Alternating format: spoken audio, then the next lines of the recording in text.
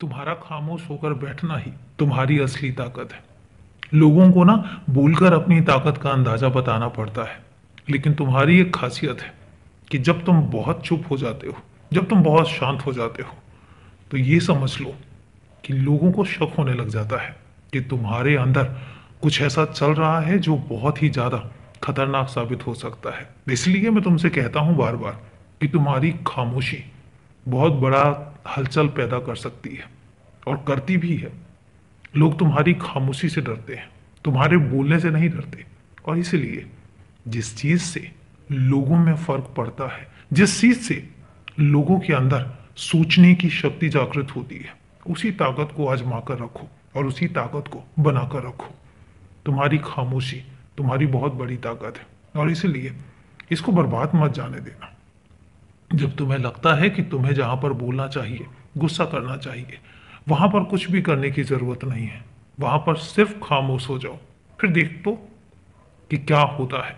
देखते जाओ, इसके बाद तुम्हें पता चलेगा कौन क्या तुम्हारे बारे में कहता है, कौन क्या तुम्हारे बारे में सोचता है, और कौन कितनी तुम्हारी परवाह करता है।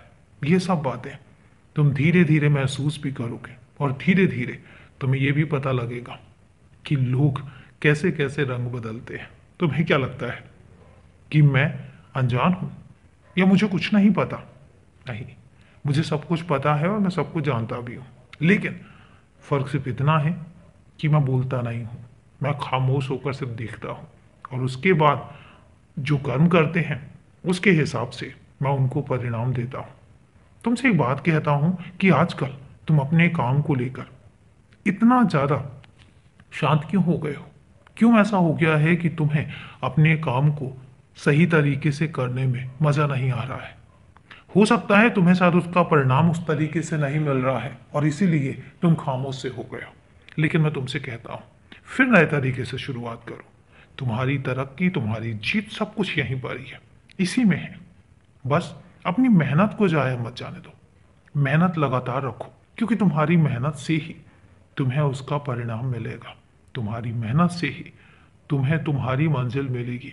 तुम इस तरीके से बैठ नहीं सकते, और इसलिए अपनी दुनिया में हर काम करो, लेकिन जो तुम्हारा मुख्य कार्य है उसको तुम पीछे मत रखो, उसको भी बरकरार करके रखो, क्योंकि वही तुम्हें बहुत आगे तक लेकर जाएगा।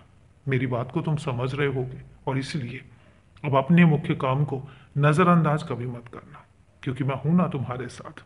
खुश रहो, बहुत खुश।